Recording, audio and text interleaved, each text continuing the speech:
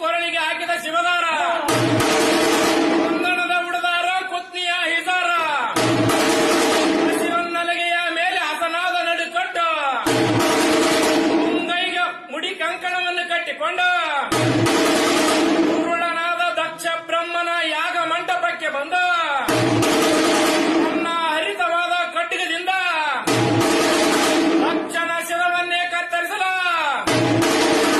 ಇದನ್ನು ಕಣ್ತುಂಬಿಕೊಂಡ ದಕ್ಷನ ಸತಿಯಾದ ಪ್ರಸೂತ ದೇವಿಯ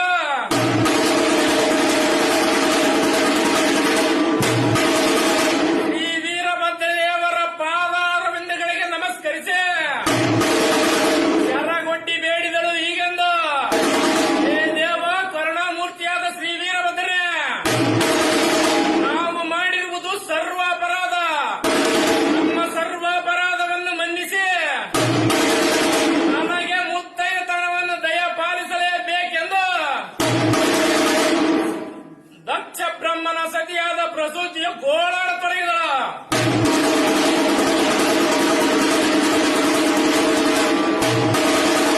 ಅವಳ ಆ ವರ್ತನೆಯನ್ನು ಕಂಡು ಕರುಣಾ ಸಮುದ್ರನಾದ ಶ್ರೀ ವೀರಭದ್ರ ದಕ್ಷನನ್ನು ಸಂಹರಿಸಬೇಕೆಂದು ಇಚ್ಛಿಸಿರುವ ಶ್ರೀ ವೀರಭದ್ರ ದಕ್ಷನನ್ನು ರಕ್ಷಿಸಬೇಕೆಂದು ಇಚ್ಛಿಸಿ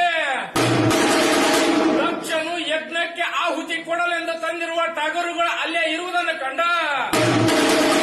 ಅದೇ ಟಗರಿನ ರುಂಡವನ್ನೇ ಕತ್ತರಿಸಿ ದಕ್ಷನ ರುಂಡವಿಲ್ಲದ ಮುಂಡಕ್ಕೆ ಹಚ್ಚಿ ದಕ್ಷನಿಗೆ ಪ್ರಾಣ ಭಿಕ್ಷೆಯನ್ನಿಟ್ಟನು. ದಕ್ಷ ಬ್ರಹ್ಮನಿಗೆ ಪ್ರಾಣ ದಾನವನ್ನು ಮಾಡಿದನು. ಪ್ರಾಣ ದಾನದಿಂದ ಯಕ್ಷರನಾದ ದಕ್ಷನು ಅಹಂಕಾರದಿಂದ ಮುಕ್ತನಾಗಿದ್ದನು. ಈ ವೀರಭದ್ರನನ್ನೇ ಕಂಡು ಶಿರಸ್ತ್ರಾಂಗ ನಮಸ್ಕಾರವನ್ನು ಅರ್ಪಿಸಿದನು. ಕೂಡಲೇ ದಕ್ಷ ಬ್ರಹ್ಮನ ಸತಿಯಾದ ಪ್ರಸೂತಿಯು ತನ್ನ ಮಾಂಗಲ್ಯವನ್ನು ರಕ್ಷಿಸಿದ ಕರುಣಾ ಸಮುದ್ರನಾದ ಶ್ರೀ ವೀರಭದ್ರನಿಗೆ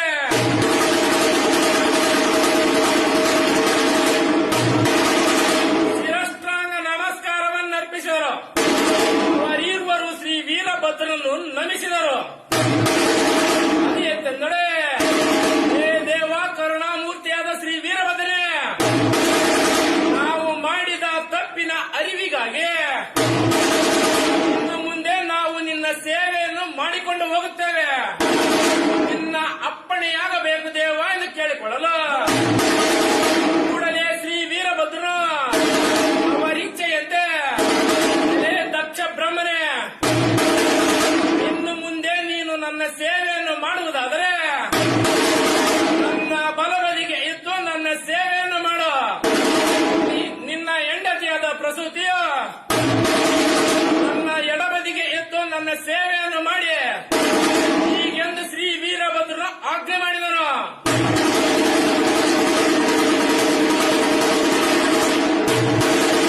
ಅಂದಿನಿಂದ ನಮ್ಮ ಶ್ರೀ ವೀರಭದ್ರ ದೇವರ ಬಲಬದಿಗೆ ದಕ್ಷನು, ಎಡಬದಿಗೆ ಪ್ರಸೂತಿಯು ಇದ್ದು ಶ್ರೀ ವೀರಭದ್ರನ ಸೇವೆ